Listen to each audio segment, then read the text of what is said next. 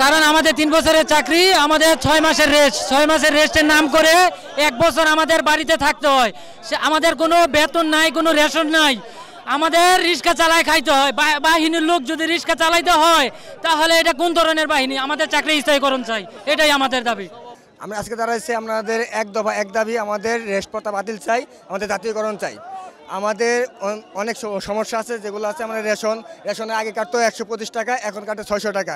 সব কিছুতে আমাদের বেতন যে হিসাবে পাই সেই হিসাবে আমাদের ছুটিতে গেলে আমাদের অফিসাররা ওই টাকা নেয়, 500 1000 এরকম করে টাকা নেয়।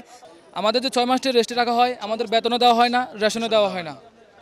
আমাদের খুব কষ্ট করতে হয়। অনেক সময় আমাদের অনেক সময় 1 বছর হয়ে যায়। আমাদের হয়তো রিক্সা চালাতে হয়, নইলে কোথাও দোকানে কাজ করতে হয়, কিন্তু আমাদের যে এখন যে আমরা যে অবস্থান আছে ওই অবস্থান থাকে না আমাদের পরিবার। ভাই আমাদের সমস্যা হলো অনেক দিন থেকে অনেক সমস্যা আমরা ভুগে আসতেছি।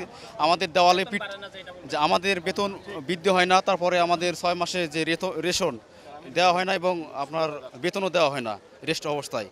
এটা আমাদের তুলে দিতে হবে এবং আমাদের স্থায়ীকরণ করতে হবে চাকরিটা, এটা আমরা চাই। 16,200 টাকা আমরা বেতন পাই এবং যদি 31 মাস হয় তখন হয়তো বা 600 টাকা আর বেশি পাই। এ ব্যতীত আমরা কোনোদিন আর 1 টাকাও বাড়তি পাই না। আমরা সব সময় অবহেলিত, সব জায়গায় অবহেলিত। আমাদের যে ছুটি যাওয়ার আগে আমাদের টাকা দেওয়া লাগে, সব জায়গায় আমাদের সমস্যা। 2 মাস পর একদিন ছুটি পাই আমরা, 8টা দিন, সেই জন্য আমাদের 1000 টাকা খরচ করা লাগে। এর থেকে কোনো কষ্টের কিছু নাই। অফিসাররা আমাদের বাছাইকৃতভাবে ডেকে নেয় এবং নেওয়ার পর আমরা ট্রেনিং করি, অন্যান্য বাহিনীর মতো ট্রেনিং করি। ট্রেনিং প্রাপ্ত হয়ে আমাদেরকে অফার করে আমরা বিভিন্ন সংস্থা, সরকারি গাড়ির সঙ্গে আমরা বিভিন্ন কোম্পানি সংস্থায় আমরা ইনভলভ হই। বাট আমাদেরকে ওইভাবে বেতন দেওয়া হয় 16,200 টাকা, কোনো ইনক্রিমেন্ট নাই। ওই স্থায়ীভাবে ওইভাবে হবে। যদি সরকার আবার কোনো দিন চায় 2-4 হাজার টাকা বা 2-1 টাকা বাড়ায় তাহলে বাড়তে পারে। আর আমাদের 6 মাসের রেস্ট চায়। এই 6 মাস আপনি একটা ভেবে দেখুন, এই 6 মাস আমরা কি করতে পারি? একটা লোক নিরহ অবস্থা থাকে, তার ফ্যামিলি, বাবা মা, ছেলে সন্তান সবাই থাকে। আমরা 6 মাস কি করতে পারি?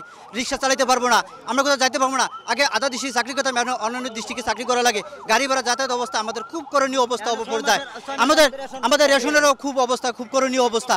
এজন্য আমাদের কাছে এবং যে সরকার আসছেন বা আমাদের ডিজি মহোদয়ের কাছে একটাই আকুল আবেদন, তিনি যেন আমাদেরকে এই সুযোগ সুবিধা থেকে বঞ্চিত না করে আমাদেরকে স্থায়ীভাবে করণ করে, সেই জাতির নিয়ে আমরা এখানে উপস্থিত হয়েছি। তোমাদের আমি এমন একজন ডিজি, আমি সকলের খবর রাখি। তোমাদের কষ্ট কি, তোমাদের দাবি কি, সবই আমি জানি। তোমরা দাবি করো নাই, তারপরেও কিন্তু আমি মন্ত্রণালয়ে চিঠি দিয়েছি।